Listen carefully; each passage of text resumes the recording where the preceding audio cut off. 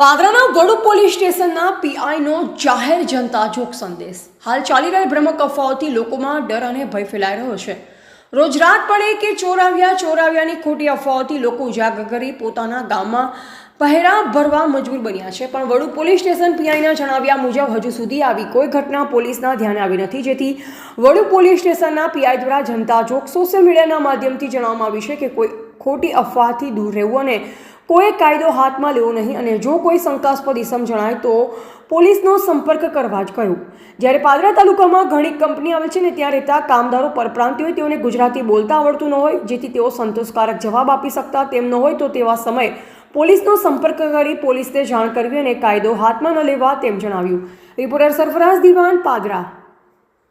Message viral કરવા નહીં। અને તમને એક ફેક્ટ વસ્તુ કહું કે ગઈકાલે જ ઘણા બધા લોકોને એવા કોલ આવ્યા કે અમારા ગામમાં પણ 10-15 લોકો આવેલા। તો એવું પોસિબલ કે એવી શક્યતા નથી કે દરેક ગામમાં 10-15 લોકોની ટોળી એકી સાથે અને એક જ ટાઈમે હોય। એટલે એવી કોઈ ખોટી અફવા ફેલાવી રહ્યું છે, એ ખોટી અફવાને આપણે ફેલાવીશું નહીં એવી, અને કોઈ ખોટી અફવા ફેલાવશે એના વિરુદ્ધ પણ કાર્યવાહી કરવામાં આવશે। તમે જે લોકો સતર્ક રહો અને જરૂર પડે પોલીસનું ધ્યાન દોરો, કંટ્રોલ રૂમને ફોન કરો, અમે તમારી સાથે જ છીએ। નમસ્તે, જય હિન્દ, જય ભારત।